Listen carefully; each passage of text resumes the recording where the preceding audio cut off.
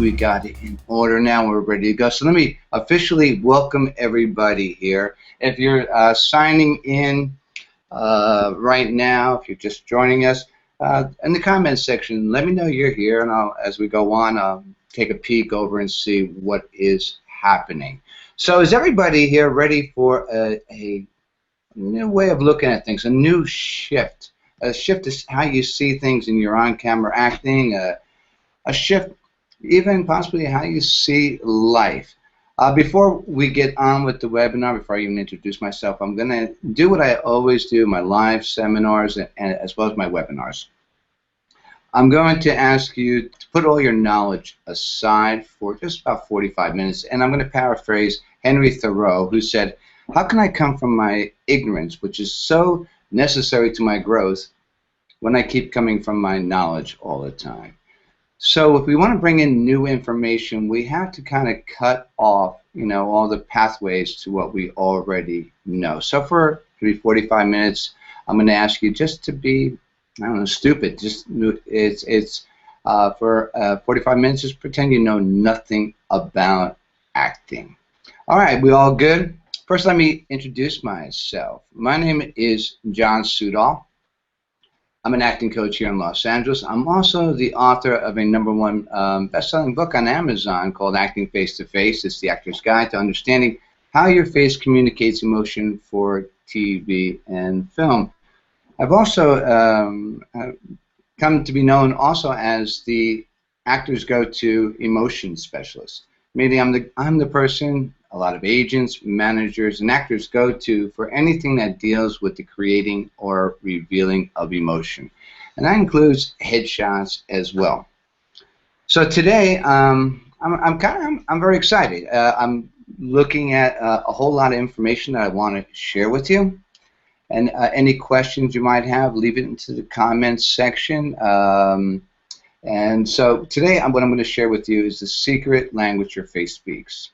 It's what you were, I guess we were all never told about on-camera acting, but you know what, we better know it if we want to have a successful on-camera acting career. Now think about this. What separates the on-camera actor from the stage actor is the on-camera actor has to have the skill and the tools to reveal thought, feeling, and emotion on their face in the most subtle to the extreme. So it makes sense that the actor who has the ability to create and control how and what their face is expressing is the actor most suited to work in front of the camera. Now, I've been studying emotions, like what triggers them, what they compel us to do, what they feel and look like on our face, from the most subtle to the extreme, from the leading scientists in the field of emotions.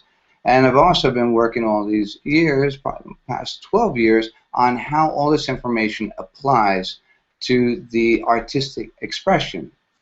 And what I've learned, full disclosure here, I mean, it's really rocked my boat. It's changed everything about how I perceive on-camera acting. The information I'm going to share with you today, I wish I knew it when I started my acting career. Alleviated a lot of problems. I mean, this groundbreaking information I'm going to be sharing with you today about how the face communicates, I guarantee it's going to change the way you see on-camera acting forever, the way you do it and the way you perceive it. Now, I'm sure everyone who's here, you're here for a reason. Some of you you're here because you want to get more information. You're just, you love knowledge, okay, and I'm happy you're here. But I'm also sure today there are a lot of people who are here because they feel something is missing in their craft. Would that be correct? I know that you want to feel more secure when it comes to taking a headshot, or when you're in the audition room and you're being taped, or even when you got the job and it's time for that close-up, or you're working in front of a green screen. You want to have the confidence knowing that what you're feeling inside is translating correctly and appearing on your face the way you intend. Would you agree? Is that something you all can relate to? Good, great. Okay, so I've worked with thousands of actors over the years, and I'm telling you what we'll be talking about today has literally changed their careers. Many of them gone from struggling stage actors to very, very busy working on-camera actors. And after today, you're going to be on your way to doing the same thing.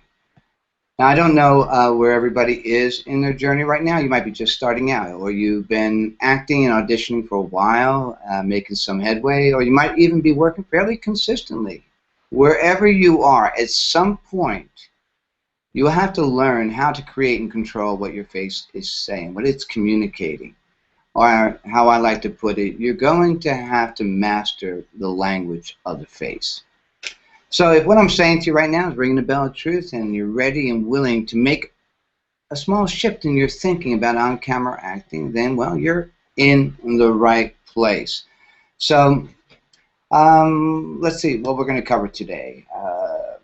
We're going to, what all great actors have in common, we're going to talk about that, why only a small percentage of the actors get the majority of on-camera work. And if you don't believe me there, just look at SAG-AFTRA and you'll see the earning report. Why some actors have an unfair advantage. And I'm going to show you steps you can take to level the playing field.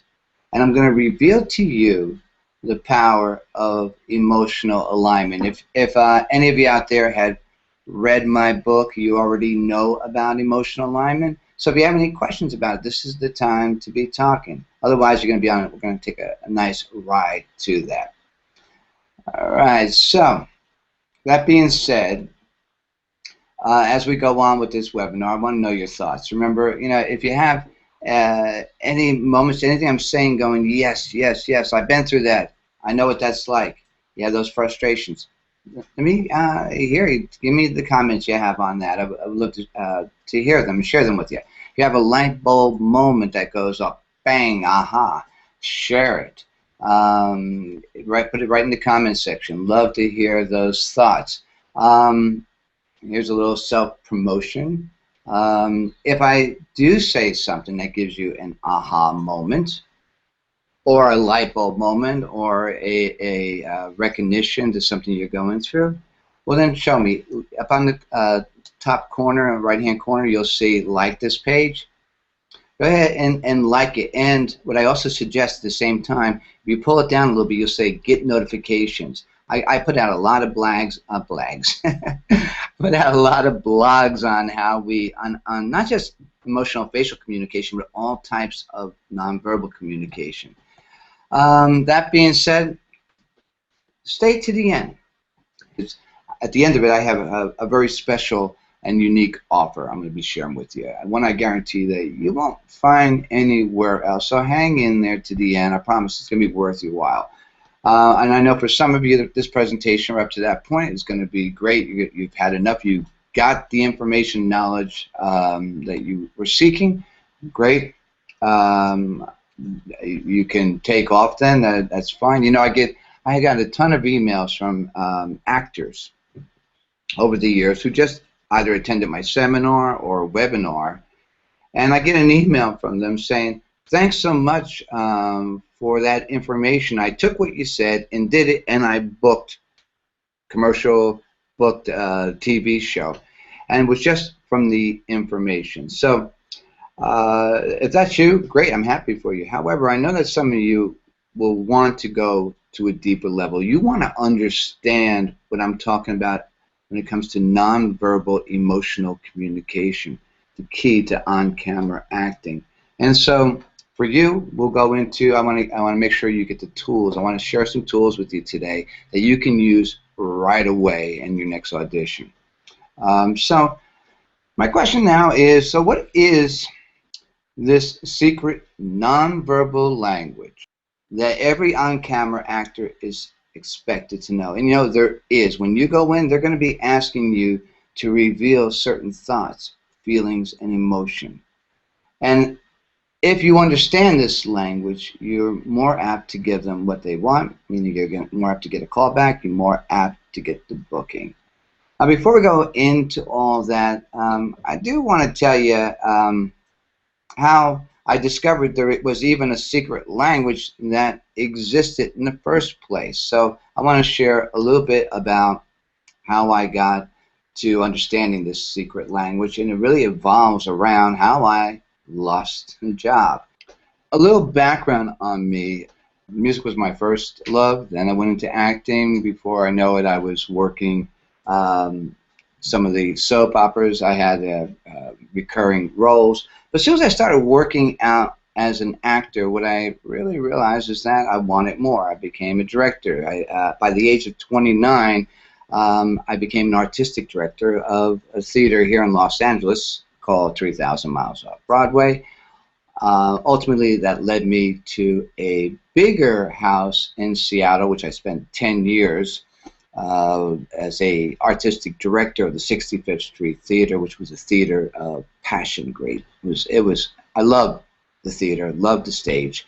I spent 9, 10 years up there. Not only was I the artistic director, I was also acting. I had a casting company called Casting Northwest with VP in charge of casting at CBS. Fern Ornstein was my partner at that time. We cast a lot of stage, we cast commercials with voiceovers. We also did 2 talent searches for ABC, and a lot of the young soap stars that were on at that time were a direct result of our talent search in Seattle, Portland, Vancouver.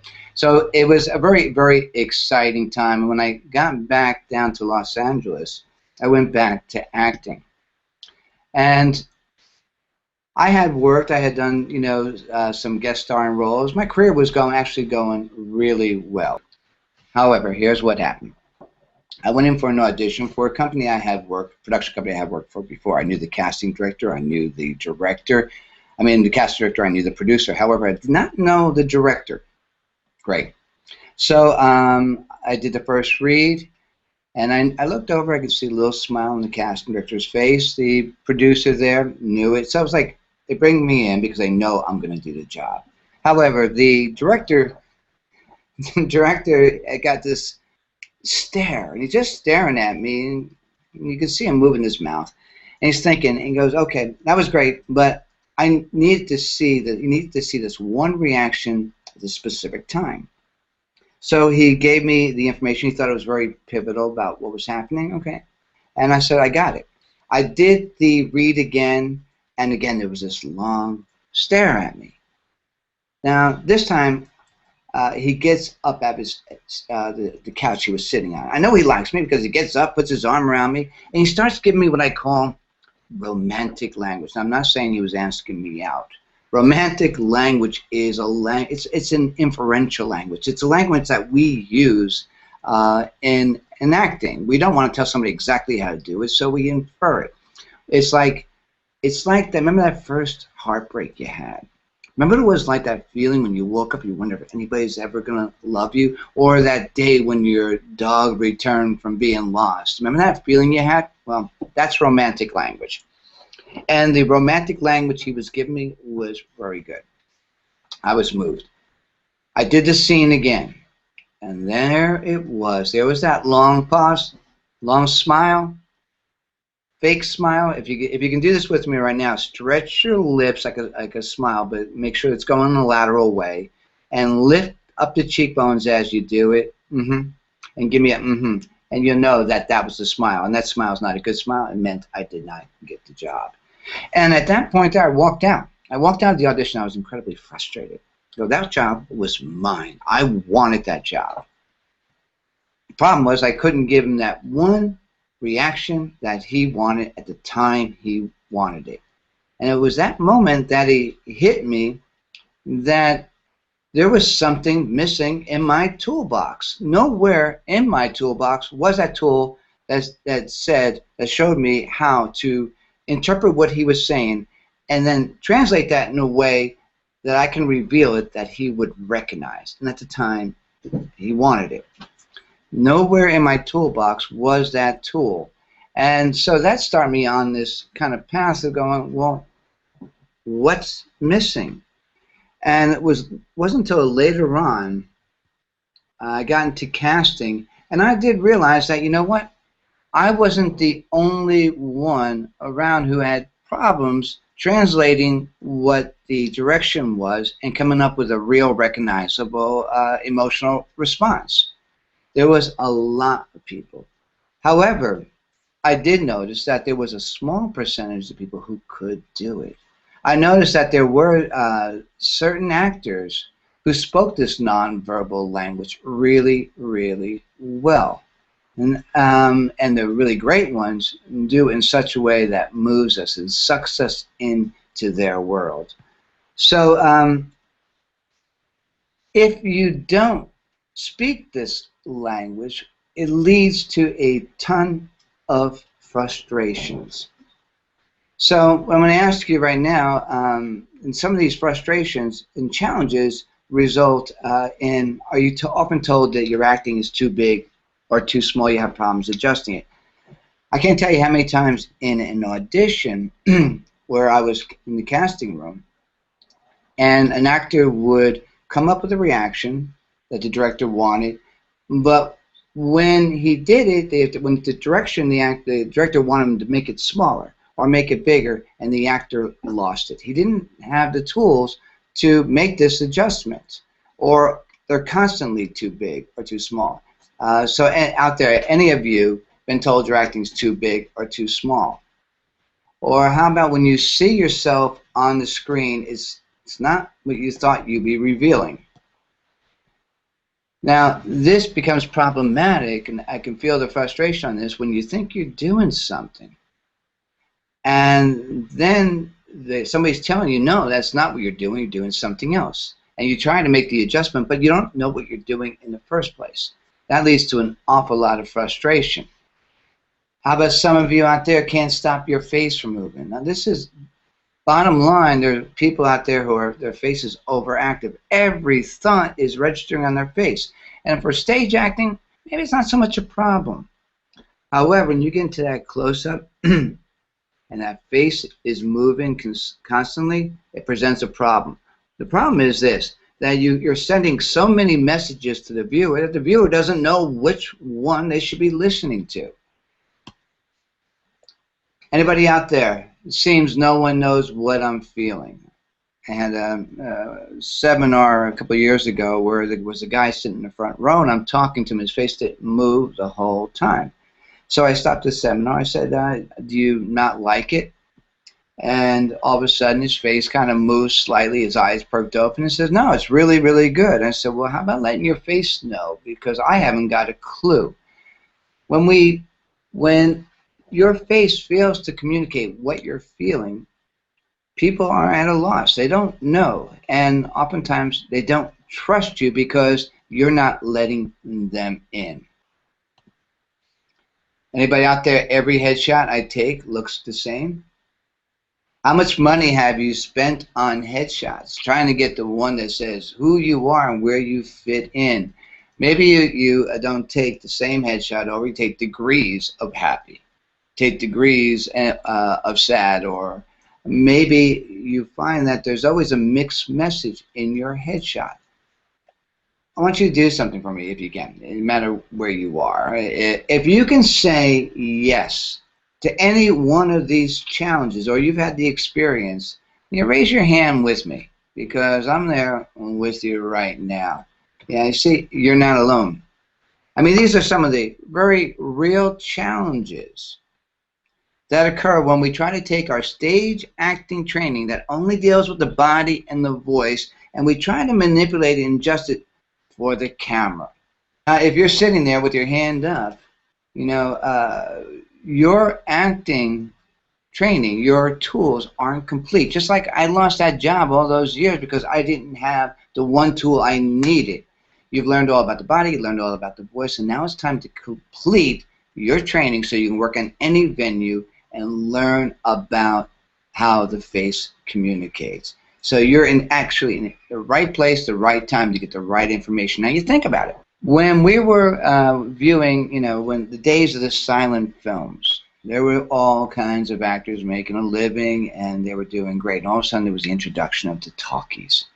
And you know how many actors couldn't make that transition? They didn't have the voice for on-camera work. And it's the same thing that's happening now too, because we need to see more intimacy on the screen. We need to know those subtle thoughts, not just the big ones. If you are unable to come up with that, well, odds are you probably feel more comfortable on stage. But don't let it get you down, because everybody has been trained for the stage. So I've been talking about this secret language that the really good on cameras actors speak. So let's take a look at it and see what it looks like. For this moment, I just want you to look at their faces. Do you recognize what's on their face? Do you feel what's on their face? Can you write a story about what's on their face? Each one is saying something different. Can you see it? Can you feel it? Now, the one thing, that each one of these actors have in common is they all have the skill and the tools to create real, recognizable, appropriate emotional facial expressions. That's what you're reading. Now, I'm sure if you're sensitive at all, have an awareness, you know when your friends are and close loved ones are feeling a little worried, a little bit maybe nervous, or irritated, agitated. Maybe they're feeling a little happy. You pick up certain signs, just like you were picking up the signs of those actors, what they were feeling. Most people have the ability to read this emotional language. However, great actors have the ability to speak it. I find it kind of amazing that what I'm talking about today, about how the face communicates, hasn't been dealt with before. There's a lot of fear to dealing with what the face is expressing. But you know what? If you think about it, if you're serious about your craft, you study acting, you study your voice, you studied improvisation, movement, might even have studied different forms of Alexander technique.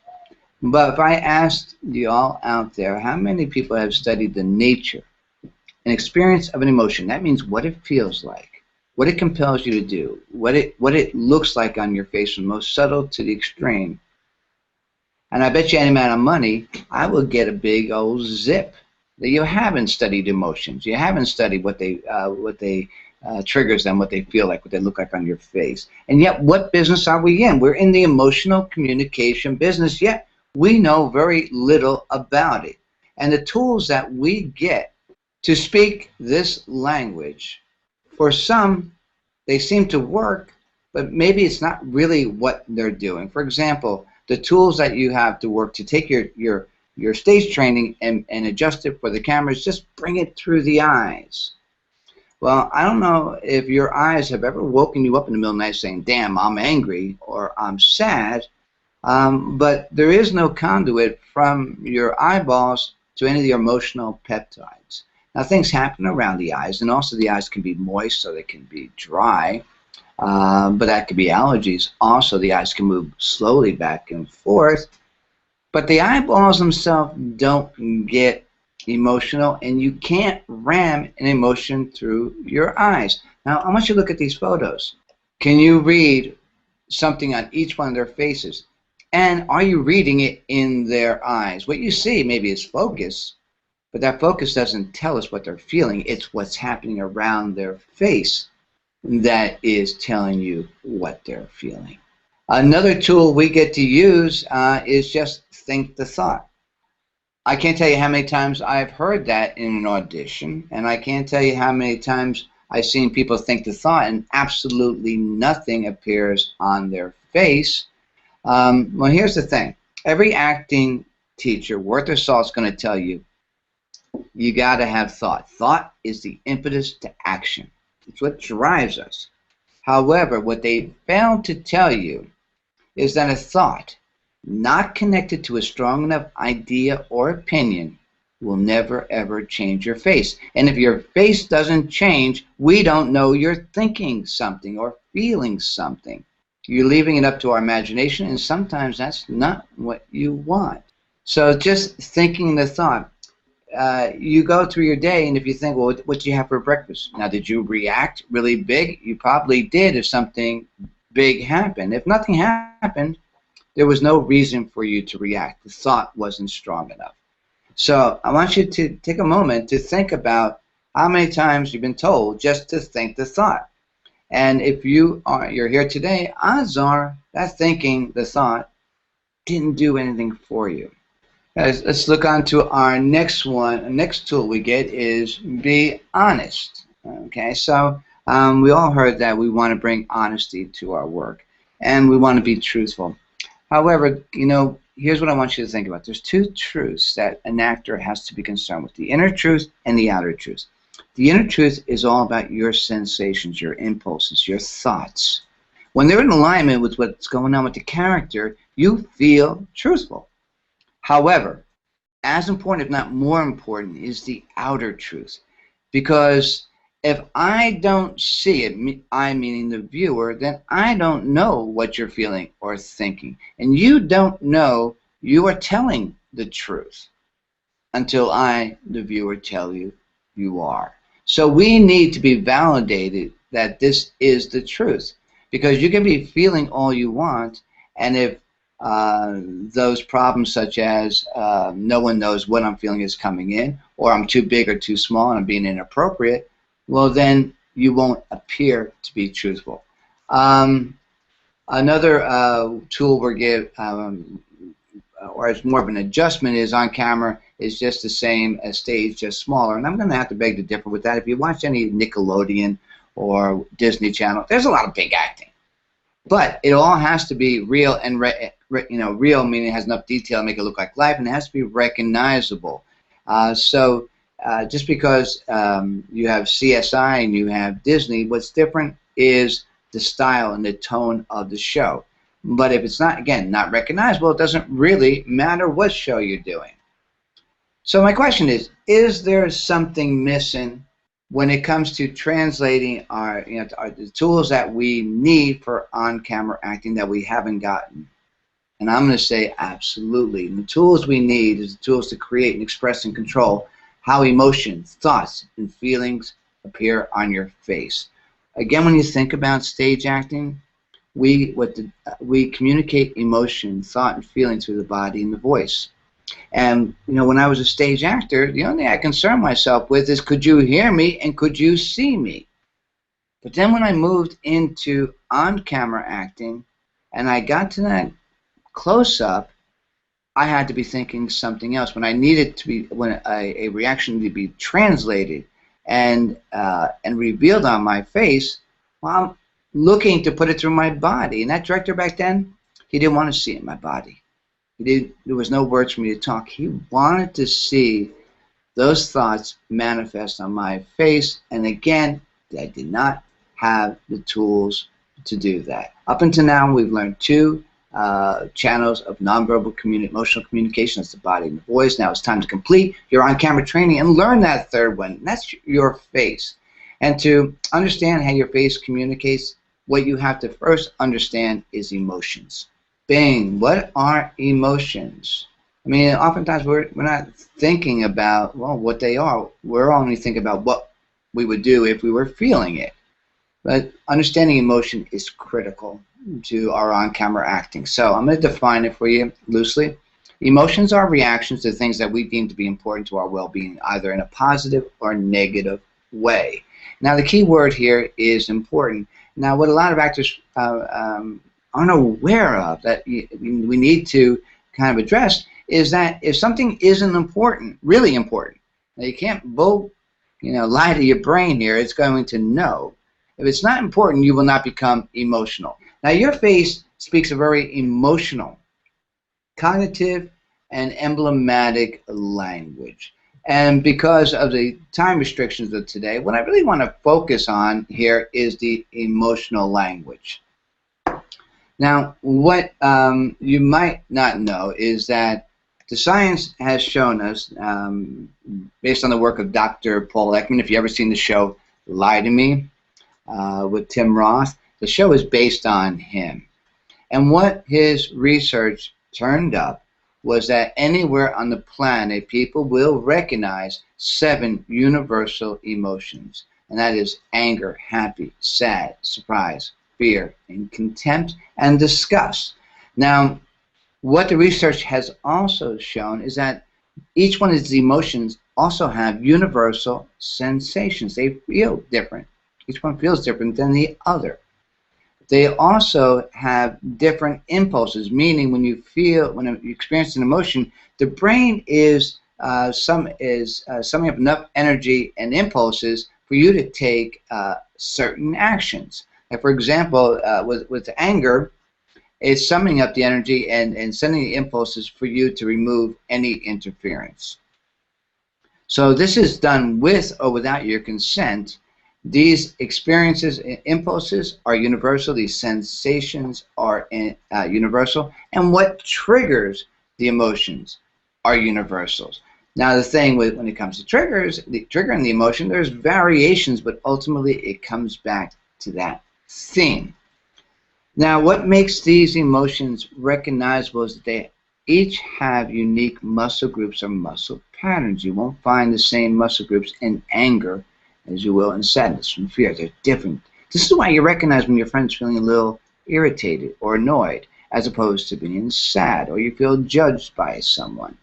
So each one of these muscle groups are unique to that emotion only. Now here's what's really cool, is that when you activate one of these muscle groups, it also makes you feel that emotion. I'm going to give you a little tool and exercise to try. See if you can do this with me. No matter where you are, you can just do it small. What I'd like you to do, if you can see the photo here, you have me neutral. And then what I want you to do is just slightly drop the jaw, just slightly. And I want you to just jut it out a little and slowly move it, very slowly, small. And I want you to seek out some negative energy. Good. Once you find that negative energy, you should begin to experience a little bit a quickening of breath. Once you feel that, I want you to just now press the lips and the teeth together. Press the teeth together hard, and you might feel that the brow wants to come in. What you'll also notice right now is that you're probably staring at someone. So make sure it's not somebody across the way who might take it wrong. So if you experience the anger, the beginning of it, because that wasn't anger, it was just the beginning. It's lower intensity. You might have felt really focused, really determined, but it's all in the anger family. Let me know if anybody has begin to feel that emotion and how powerful it is, because when we just activate one muscle group, it also, even slightly, it changes the whole appearance of the face. And people recognize these emotions because they're also biological. When somebody comes at you with anger, it changes your chemistry. You begin to feel fear.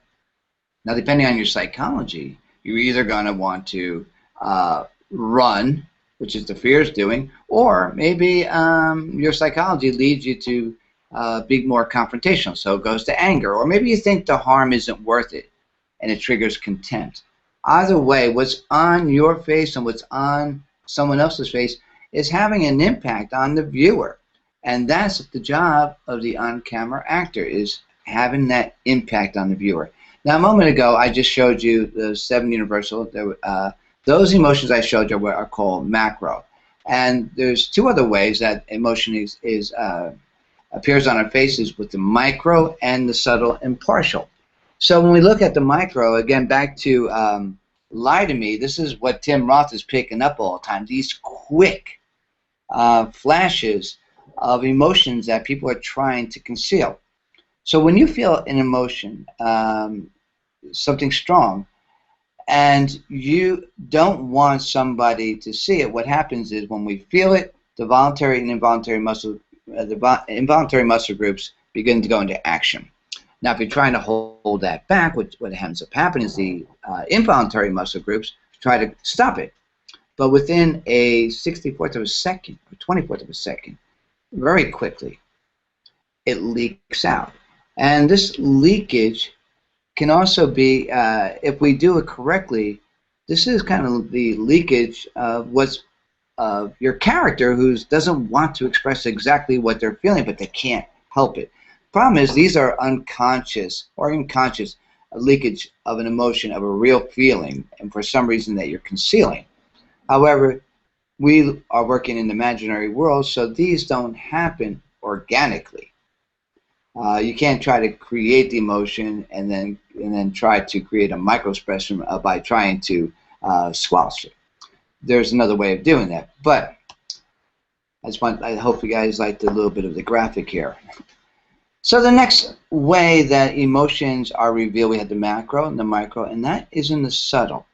And this is where we don't bring all the muscle groups aren't involved, but I want you to look at the photos and see if you can still see the hint of the emotion, although it's much smaller. When we looked at the anger, the contempt, it's smaller, but what you're reading more now is attitude, but a very specific kind of attitude. Can you see the worry? Disgust doesn't look like the same disgust that's behind his face. It looks almost like a character who's a little bit ticked off. We look at the sad. Again, these are very subtle. These are what happens when at the beginning of an emotion. As emotion's starting to build, you might see more of this subtle expression. Now here's what's really cool. Every recognizable emotional facial expression will be a piece of, that means one muscle group, or a combination of two muscle groups, or a blend. You might have anger and fear together of the 7 universal emotions. Now think about that a moment. Every recognizable emotional facial expression will be a piece of those guys. I mean, how many times will they say, you know, a director will say, I know it when I see it. Or a casting director says, I'll know it when I see it. Our photographer is taking your photo, I'll know it when I see it. Because we all recognize it. Think of these 70 emotions, universal emotions, like the 3 primary colors. How many colors can you make? If you don't use them, use these emotions. If you're in your head, your palette is empty. We are storytellers, and the story we're telling is told in a very intimate way, and it has to be read on your face in a very intimate way. But it starts with the macro and works its way down to the more subtle. Now, if you look at this, now again, this is macro and it's taken on a blue screen, but you can see that's the image of fear. And that is the macro.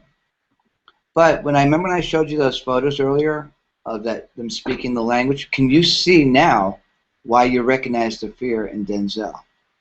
You see it in the mouth. Can you see it in Hugh Jackman? Can you see the brow? Can you see the slight widening of the eyes and the corners being pulled back? Do you recognize it now? Will Smith. Now what's interesting, Will Smith has 2 emotions. He has worried and he has sadness, helpless. And Tom Hanks has a lot of messages going on. The worry, the pain, the anguish. Very cool. Each muscle group, everything we're feeling, appears on our face in messages. Nothing in your head, nothing in your soul, nothing on your face. However, you might be experiencing emotion and it never reaches the face the way you intend it to. And this is the majority of not just actors, of people. But for actors, the biggest problem might be in the tools you're using. You have to have tools that create outside of you. Tools that are specific enough to provoke an emotion in you. Also, what may prevent these emotions from registering your face is the triggers you're using. Remember I said, if it's not important, you will not become emotional. Or you're using the wrong trigger and you're provoking the wrong emotion. So everybody's confused. And what most people have is some kind of what I call distortion. Distortions are anything that interferes with your creating or revealing what you intend. And in my book, I talk about these. There's actually 7 of them. Part of them is how you're wired to express. And you think about that, you know, you've been expressing a certain way with certain energy your whole life. You're wired to express that way. The culture you were raised in. There's going to be all these psychological or personal reasons why you can't reveal what you feel and the way you feel it and to the intensity you feel it. Even how you listen, literal or inferential, can mess up what you're trying to create. But what I find to be the biggest distortion, this might be staring you right in the mirror, and that's your face. So what do I mean by that? I want you to take a moment, look at these actors up here really quickly. Does it look like they're neutral, or can you tell that they might be feeling something? When you get a moment, if you look at it, jot it down. What do you think of of our guy? What might he be feeling? What about the girl in the center? Anything on the girl at the end? Cool. So if you looked at our guy, you might see and think that he's feeling either a little bewildered, he's in awe of what he sees. He could be looking at something incredibly amazing right now, right? Or the girl in the center looks like she has an attitude and judgmental or condescending in some way. And the girl on the far right is a little bit sad, worried about something. Now, what if I told you that none of these actors were actually feeling or creating anything? They were just listening to me talk, and I took their picture. Your face may be communicating something that you're unaware of, and in this case here, their faces are talking. Now, your face can be talking to others in two ways, and that's the static and the default. Their static basically is just what life has given you. You were born. It's the shape of the eyes. It's the placement of the brows. It's the fullness of the lips that nature has given you. And obviously, you know, when we do enhancements to our face, it also changes the appearance, and people begin to think we are feeling something other than what we're feeling. Your static may be you have a lower brow or you have a fuller bottom lip. Your default face, on the other hand, is a little bit different. Your default face is the face that you put on to feel differently about yourself, or the face that you put on to combat some kind of social setting. Think about walking into a party. You have one face on the outside, you put the other face on when you come in, or you're sitting there and you're listening to somebody talk to you. And now the thing is, many people are unaware just what their face is saying and how it's having an impact on the viewer. And you're wondering why people they don't want to talk to you. You wonder why people are always telling you their story. So what happens if we already have emotion on our face, and that's what these three actors have. They have emotion on their face. Surprise, questioning, and worried and sadness. It's on there. Now, everything they create will have a little bit of that emotion. So the anger will still have a little bit of the surprise in it. The anger might have a little bit of the contempt in it. And it's like we're already creating an emotion over a palette that already has a color in it. So it may never be what you want it to be. On the other hand, if you have a lower brow and you already look like you're angry, well then if you add more to it, it's bigger. So you may, without doing anything, appear to be bigger. The reaction seems to be bigger than what you want. You're thinking, I'm not doing anything. This is when they tell you, we don't want you to do anything. This is the nothing. But not everybody has emotion on their face. There are people who have a neutral face. But when we talk about nothing, if you have a neutral face, nothing doesn't look like something. It looks like, well, nothing. However, if you do have some emotion on your face, that nothing looks like something. And if it's the right something by doing nothing, then you're going to get the call back. You're going to book the job. What's so interesting, I think, about a face that's already speaking is that you constantly look engaged, that you're involved with something. And most of the actors who are on TV nowadays will have some semblance of emotion on their face. You'll find it if you look and you'll see it. So my question to you is, your face talking behind your back. Do people feel you're thinking something, you're feeling something when you're not? Anybody? Are people often unclear about what you're feeling? Or is your face overactive, showing every thought?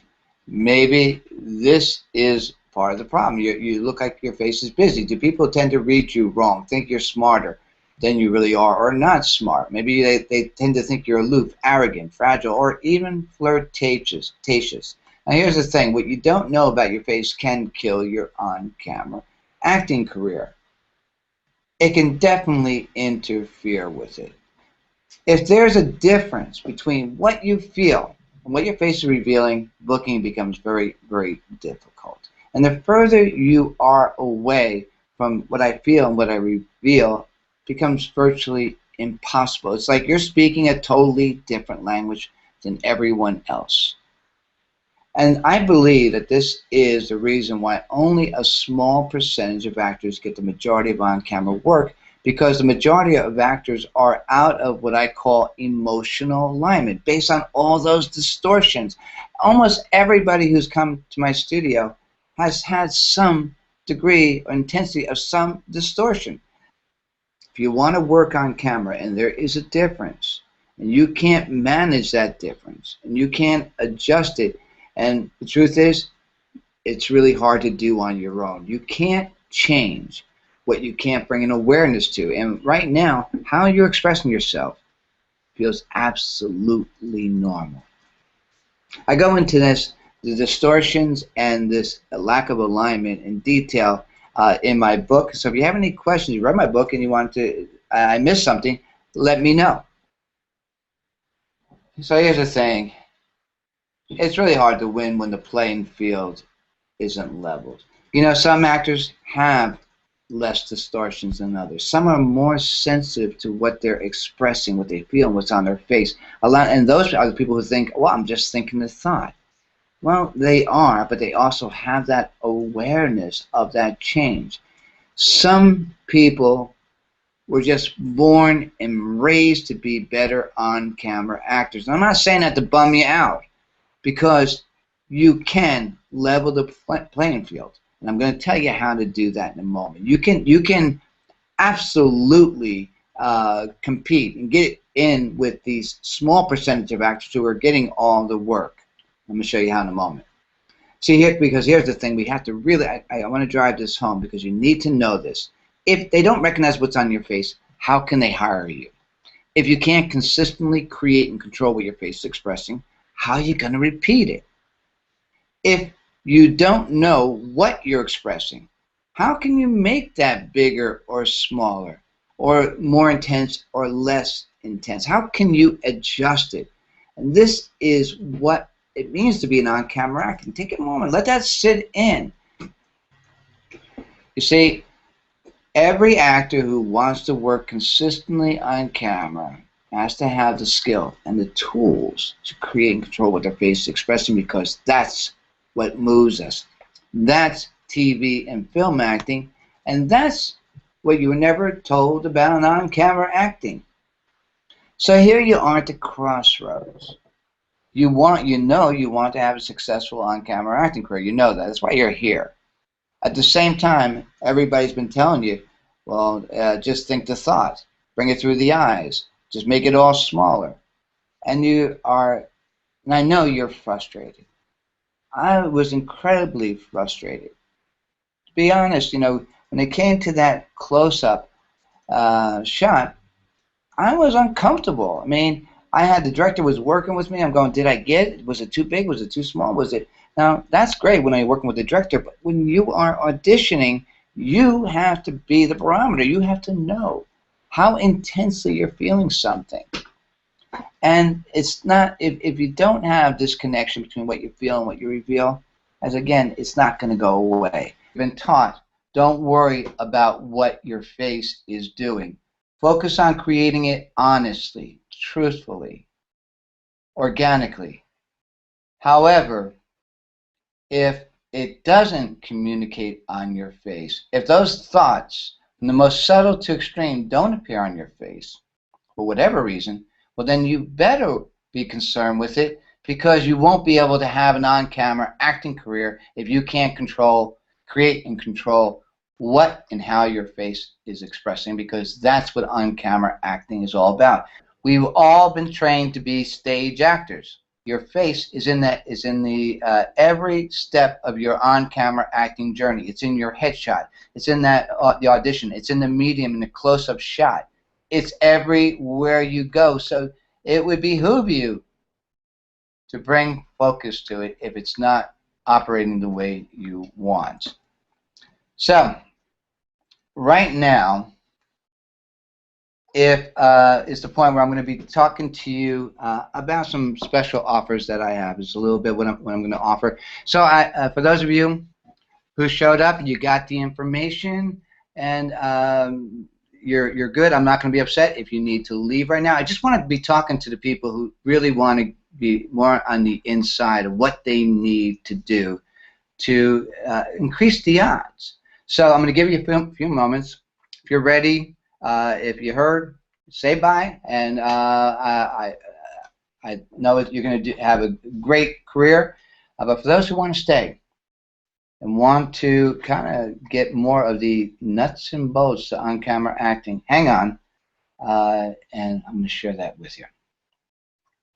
Okay, so if you are one of those people, that 20% that if you read my book, I talk about this, 20%, that they have just as much skill as that small majority of actors who are working now. They have the talent, they have the look. The only thing they don't have is that skill to create and reveal what their face is expressing. If you're one of those and you want to get your on-camera acting career on, then I say game on to you, and let's do it. So let's really begin to take a look now at the language of the face. Now, what is it? As I said, I've been studying acting, emotions, and how from leading researchers, and how that applies to artistic expression.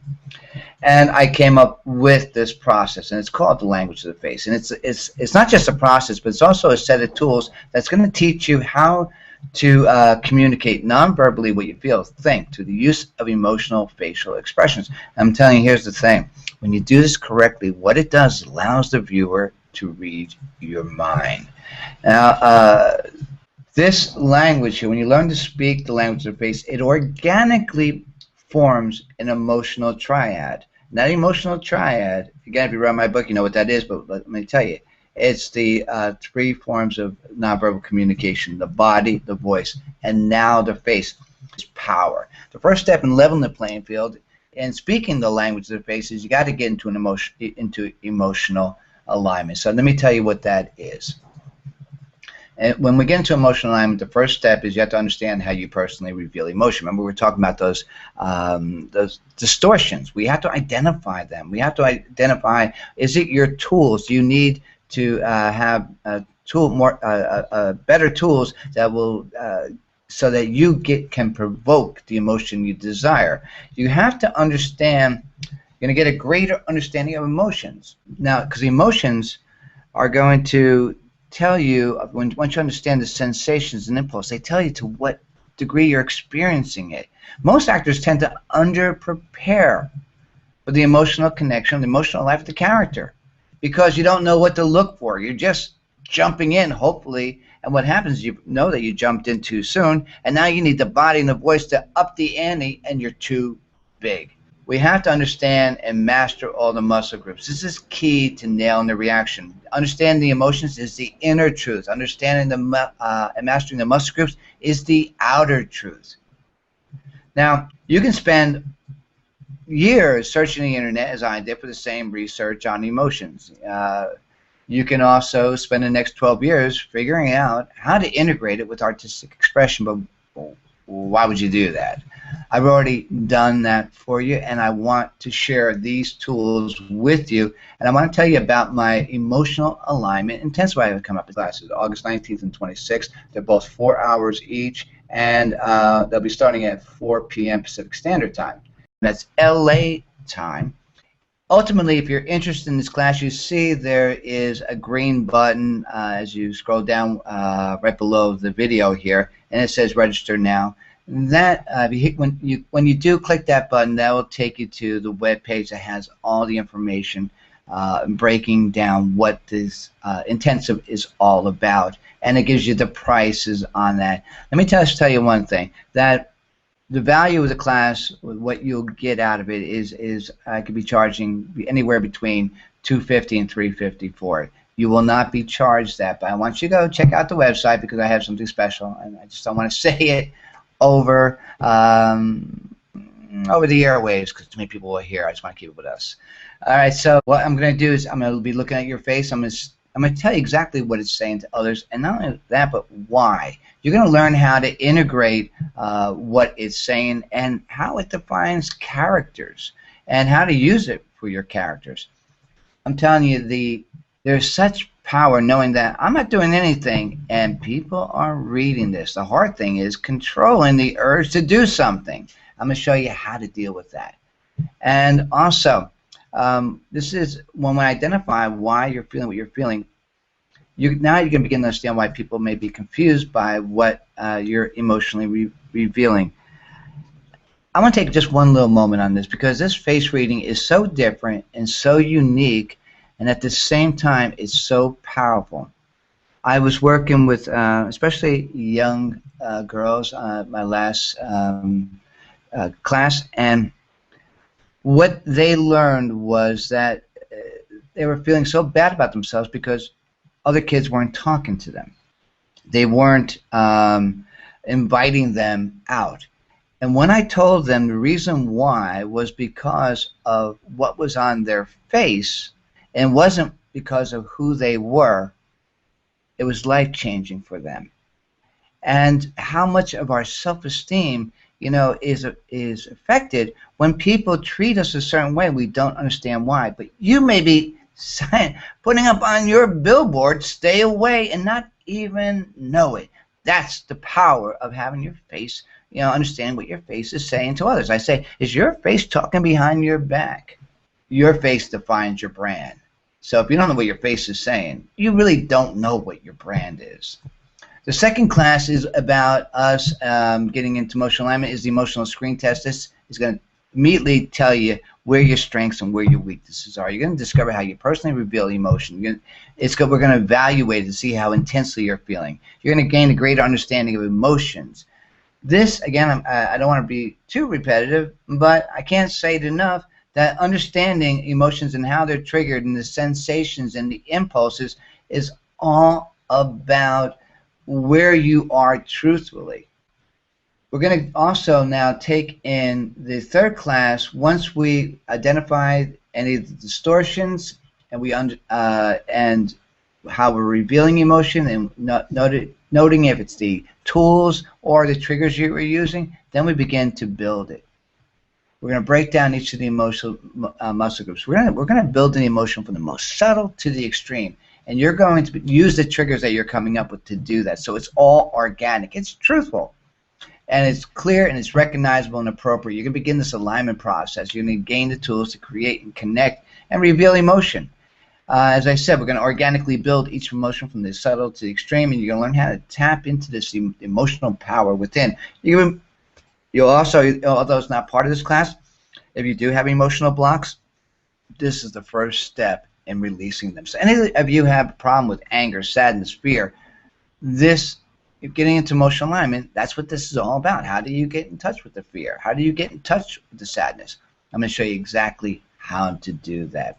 Now imagine what it would feel like, the confidence you would have if you could create any emotion or combination of emotions, knew how intensely you were feeling it, and knew how intensely it was being revealed on your face. What could that do for your headshot, for your next audition, for you as an artist, as a storyteller?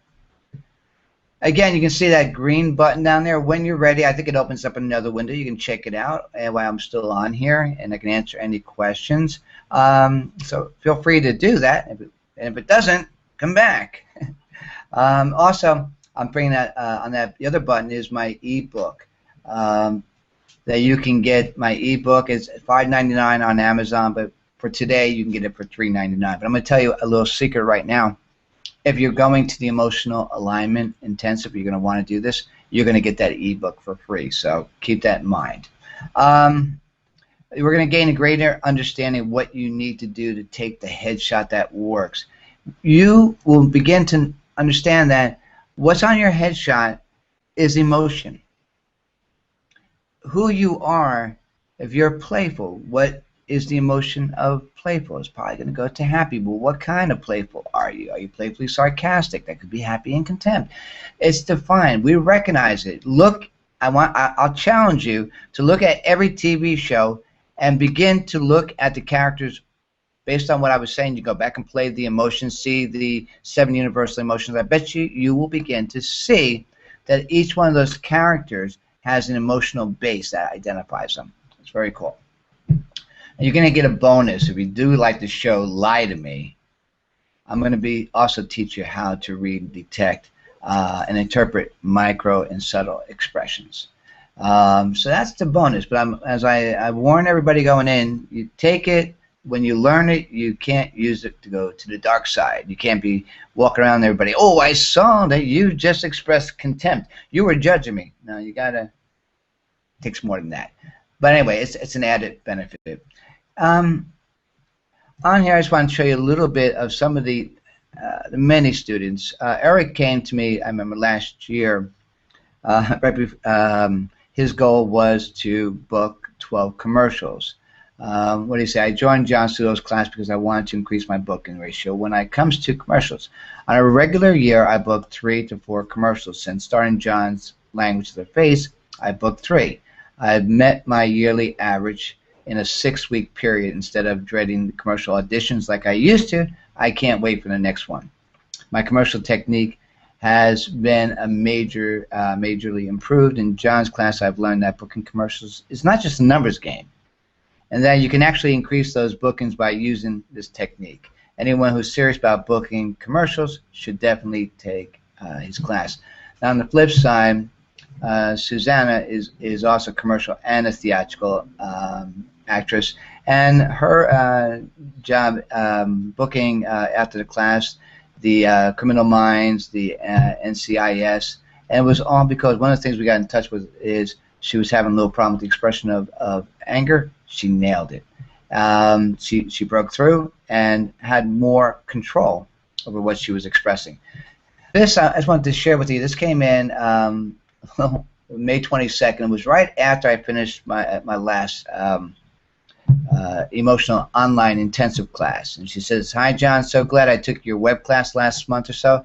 I just booked and shot a national commercial for Nutella. And I used all the commercial faces, emotions you talked about in my audition process and on the set. Your class was right on time as I booked this national commercial right after taking the class." So that's an actress from New Orleans. So it doesn't matter if you're in New Orleans, you're in New York, you're in Greece, you're in Ontario, you're in Australia. I work with all you guys all over the planet. I love it. All right, so I just wanted to share that with you. So you see, the thing is, when you get into emotional alignment, your body and your voice and your face, your communication is clear and recognizable. You're more apt to prepare appropriately, and that's key, appropriately, for the character's emotional state, and you're not second-guessing what or how much you're emotionally revealing, which is really, that's confidence. I know exactly what I'm feeling, and I know what's being revealed. And modifying what you're feeling, that means in some way you can't reveal. You have to modify. You have to change what you're feeling. Well, it becomes much easier to do to manage an emotion once you understand, once you're in emotional alignment, because keep this in mind. You can't manage what you haven't created. Now, I just want to quickly, I know we're running a little bit over time, so I want to get to the Q&A, but I just wanted to quickly tell you this, what this emotional alignment language face is and isn't. One, it's not face acting. It's a direct result of what you feel and what you think, and that we speak in an emotional language. Our feelings are revealed in an emotional language, A lot of people say, well, I'm afraid it's going to get me in my head. Well, I got a quick answer for that. If you're in your head, you're not ready to reveal it. It's just like anything else. You have to be in your head to a certain degree to understand it and execute it. But ultimately, it's like learning skills. You don't want to be thinking about your skills when you're playing music. You got to practice them until they become second nature. That shouldn't this whole thing come naturally? Yeah, one would think, but we're not. We're not working in the real world. We're working in an imagined world. And two, I showed you all those possible distortions that could take place, and any one of them can stop your on-camera acting career right in the tracks. And the last one is money. Can't afford it. Well, here's the thing. If you're really serious about your on-camera acting career, you can't, and you have these distortions, and there's a difference between what you're feeling and what your face is revealing, you can't afford not to do it. And understanding, getting an emotional alignment and speaking the language of the face, it's a game changer. So we're back to that crossroads. Now, I'm going to see if I'm going to bring this to an end again on that on the screen right below the video here. You see those two green buttons. One is a for the ebook, and the other one is to get more information and register for the emotional alignment intensive that's coming up.